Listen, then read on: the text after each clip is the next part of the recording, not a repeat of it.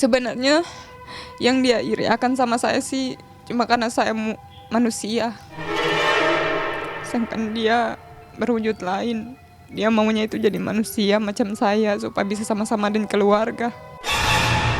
Ya karena kita anggap di sana ya sebagai manusia, tidak dianggap binatang.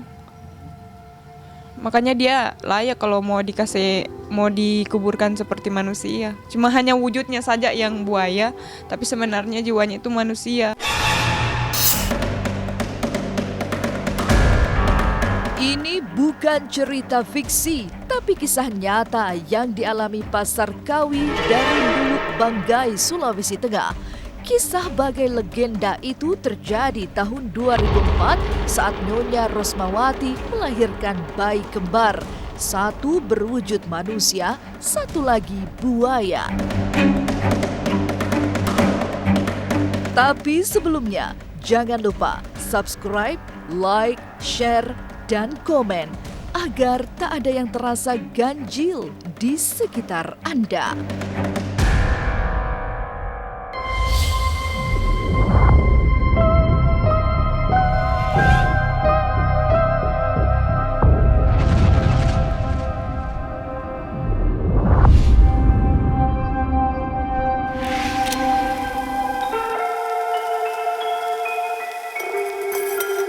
Pernikahan Sarkawi Arsabadi dengan Rosmawati adalah pernikahan biasa-biasa saja. Tapi kelahiran putrinya menjadi luar biasa karena kembar dengan seekor buaya. Sebuah fakta yang menurut Pak Sarkawi menjawab bahwa leluhurnya memiliki keturunan buaya. Kalau mau diambil secara orang tua sejarah, ya kan memang kita punya keturunan seperti itu. Keturunan buaya. Amanatnya orang tua, satu saat saya punya anak-anak, satu saat pasti ada yang begini. Tapi macam kita anak-anak ini tidak percaya. Dia lahir berbentuk seperti besarnya itu seperti kadal. Kalau si wiranya itu memang memang normal, manusia biasa. Tapi yang satu ini memang kita rasa aneh. Itu pada waktunya melahirkan memang menderita. Saya punya sang istri itu mamanya menderita. Karena si wiranya ini sudah keluar di saat melahirkan itu. Begitu dia keluarlah wira ini, si maitua ini masih besar perutnya. Proses kelahiran bayi buaya sangat berat. Setelah bayi pertama lahir, sang ibu masih harus melewati drama persalinan yang tidak mudah.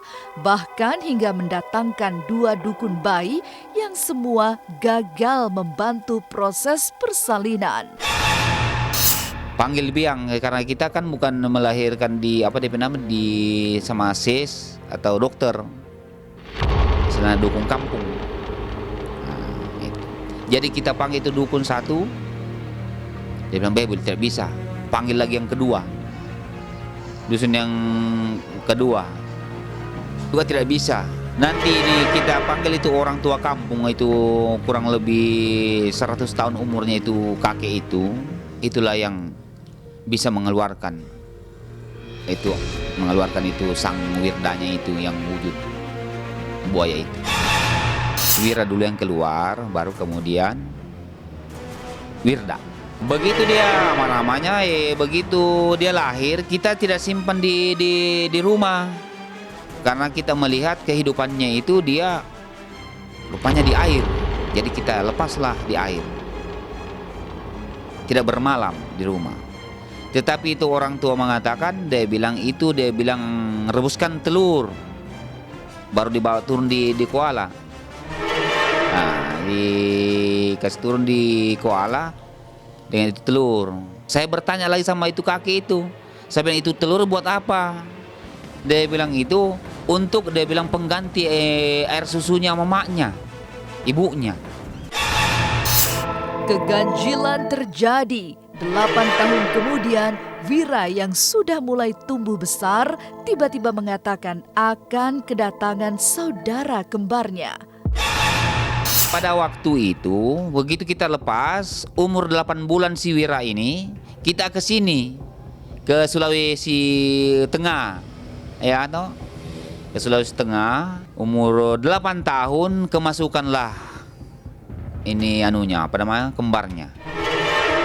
Kembarnya kemasukan mengatakan bahwa, "Bapak, saya punya saudara datang." Saya cuma jawab, saya bilang iya, saya bilang Wira. Saya bilang itu adik-adik mau ada. 3 kali berulang-ulang dia katakan seperti itu. Nanti si Wiranya mengatakan bahwa saudara kembar saya yang datang. Sebenarnya saya mau merahasiakan karena dia itu seorang perempuan. Jangan sampai begitu dia dewasa dikatakan bahwa kamu itu kembar buaya. Jadi itu sebenarnya kita sembunyi. Tapi dia tahu sendiri. Saya itu tahu nanti sudah besar, baru saya tahu kok saya punya kembar. Saya tahu pokoknya lalu itu, saya tahu saya waktu masih kecil. Tiba-tiba saja ada saya lihat macam saya begitu, cuma bedanya dia tak bisa orang lihat. Setelah kembali berkumpul, kehidupan Wira dan Wirda tak ubahnya saudara kembar yang sangat dekat. Tapi benarkah Wirda yang berwujud buaya diperlakukan layaknya manusia?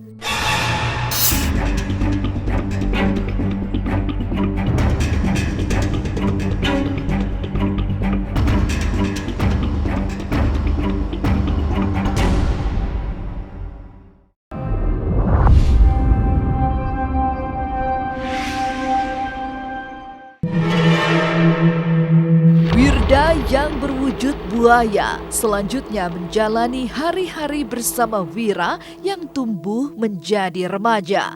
Wirda yang seekor buaya juga mendapatkan perlakuan sama seperti kembarannya. Apalagi Wira merasa saudara kembarnya itu pada hakikatnya memang memiliki jiwa seperti manusia. Sebenarnya yang dia iri akan sama saya sih cuma karena saya manusia. Sedangkan dia berwujud lain. Dia maunya itu jadi manusia macam saya supaya bisa sama-sama dengan keluarga. Makanya jauh-jauh dia cari orang di sini supaya bisa berkumpul. Tapi alhamdulillah dia bisa dapat orang di sini, dia so bersyukur, dia so senang, so ketemu DP keluarga semua kan. Pernah saya satu kali memang bermimpi. Mimpi memang itu cantik sekali orangnya, rambutnya panjang. Begitu. Memang pernah saya mimpi sekali sama ini Wirda ini. Hanya orang-orang tertentu saja yang bisa lihat. Dia manusia seperti itu orang, cuma rambutnya panjang, kulitnya halus. Kalau muka sih hampir sama dengan saya. Perlakuan terhadap Wirda yang tak ubahnya manusia juga dilakukan oleh para tetangga Sarkawi. Mereka biasa bermain-main dengan buaya Wirda tanpa rasa takut. Makanan Wirda juga makanan manusia pada umumnya. Kasih minum air panas, kasih makan nasi, apa saja yang kita makan, kita berikan, dia makan. Tempat tidurnya di sini, di kamar ini tempat tidurnya ini tempat tidurnya biasa dengan teman-temannya. Juga ada juga tempat permandiannya si Wirda.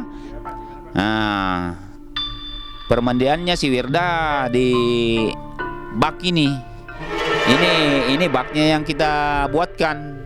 Jadi kalau dia mau dari tempat tidur mau rasa berak atau rasa kencing, dia lari ke baknya. Biasanya kita lagi yang peluk-peluk dia, tidak membahayakan, tidak takut. Kita selalu pegang-pegang. Hubungan Wira dan Wirda sebagai saudara kembar tentu saja sangat dekat. Ikatan batin di antara keduanya juga kuat. Secara misterius, Wira yang tumbuh menjadi gadis cantik juga memiliki kekuatan layaknya seekor buaya jika sedang berkelahi. Kayak di dalam tubuhnya saya ini ada orang. Contohnya saya berkelahi pasti orangnya biru-biru, pingsan. Karena sudah pernah saya tes itu 1 kali berkelahi sama orang. Itu sampai 7 orang bapak-bapak tak lempar. Iya, ada saksinya itu di MPP. Ada, memang ada ya. Ikatan batin itu. Kalau Wira sakit, di sini juga sakit. Dia karena batinnya dari anak kembar kan, tetap itu ada. Nekat sekali. Dia kalau sakit karena kan dia yang kakak, saya adik. Jadi kalau saya sakit pasti dia rasa sekali. Baru semua keluhannya dia sama saya yang tahu. Sepanjang 10 tahun, Wira dan Wirda hidup layaknya anak kembar. Lalu, Wirda meninggal di usia 18 tahun, sehingga memberi kesedihan mendalam bagi Wira. Tapi apa yang membuat Wirda meninggal?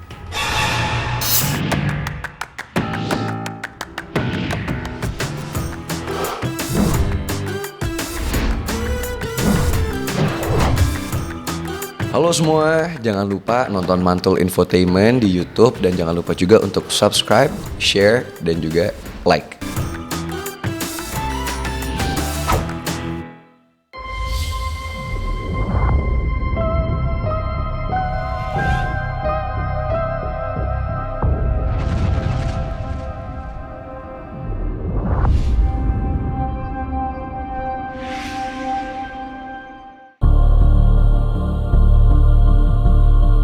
Dalam suasana yang tak biasa, Wira hidup rukun, penuh kasih sayang bersama Wirda kembarannya yang berwujud buaya. Sepanjang 10 tahun, mereka menjalani hari-hari layaknya anak kembar pada umumnya. Tapi kemudian Wirda sakit dan meninggal. Itu ada kan hewan binatang yang ganggu dia tidur.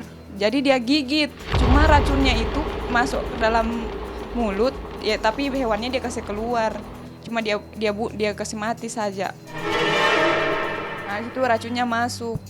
Pas sudah mau dekat lebaran, tiba-tiba dia mulai sakit, so tidak mau makan. 3 hari itu sudah tidak mau makan. Hari ketiga lebaran, saya dengar dia soan DP pernafasan, so mulai bunyi begitu.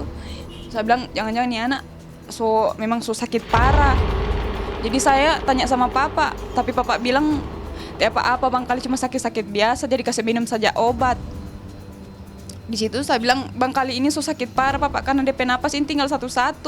Makanya itu yang bikin saya sedih. Sampai papa saya kasih tahu, cuma papa bilang sakit-sakit biasa. Kisah kematian saudara kembar buaya terjadi tahun 2004 ketika berusia 18 tahun. Kepergian Wirda agaknya menjadi pukulan sangat berat bagi hati Wira. Bahkan hingga kini selalu ada air mata setiap kali mengisahkan meninggalnya saudara kembar yang berwujud buaya. Apalagi Wirda meninggal begitu cepat tanpa ada pesan yang disampaikan lewat firasat. Saya sedih juga sih sebenarnya. Sebenarnya tidak mau cerita ini, karena pasti tak ingat waktu dia meninggal. Karena kan dia meninggal itu putus napas sama saya. Tidak ada sama sekali pesan. Karena itu dia meninggal pun, saya pun sudah tidak tahu apa yang mau dibilang. Intinya itu saja, langsung tiba-tiba dia habis napas. Dia cuma, yang saya rasa cuma dia bilang sakit-sakit sampai dia meninggal. Umur 18 tahun. Sekalinya dia meninggal, kasihan macam kita, artinya keluarga yang ditinggalnya Wirda itu semua rasa sedih. Ya, menangis karena sudah ditinggalkan, walaupun wujudnya kelihatannya itu binatang tapi nuraninya itu manusia. Selama 10 tahun hidup di lingkungan manusia karena lahir dari rahim seorang manusia, meninggalnya Wirda juga diperlakukan seperti manusia. Seluruh proses pengurusan jenazah Wirda dilakukan taubahnya manusia meninggal. Meski berwujud buaya, Wirda dimandikan, dikafani, serta dikuburkan layaknya manusia.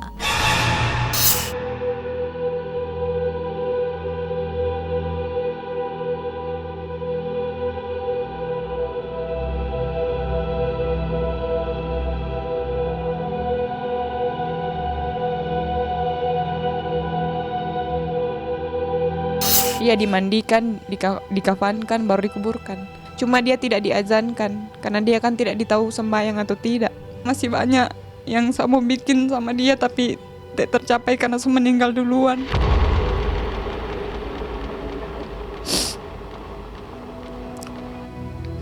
Mbak bikin akan DP kamar, yang saya bilang mau cat biru. Baru saya bilang mau beli baju sama-sama. Merayakan ulang tahun sama-sama. Kalau saya sih bersyukurlah dia seperti itu, mau dia jadi manusia, mau dia berbentuk hewan. Intinya dia saya punya saudara, saya tetap sayang. Saya bersyukur saja. Maksudnya saya masih punya saudara, masih ada kakak.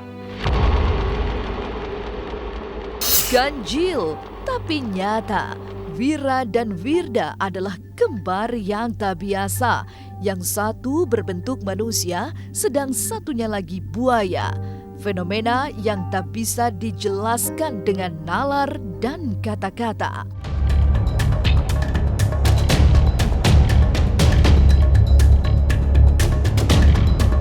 Sampai jumpa pada episode selanjutnya dengan kisah-kisah ganjil setiap hari Senin, Kamis, dan Jumat pukul 5 sore. Tapi sebelumnya, jangan lupa subscribe, like, share, dan komen agar tak ada yang terasa ganjil di sekitar Anda.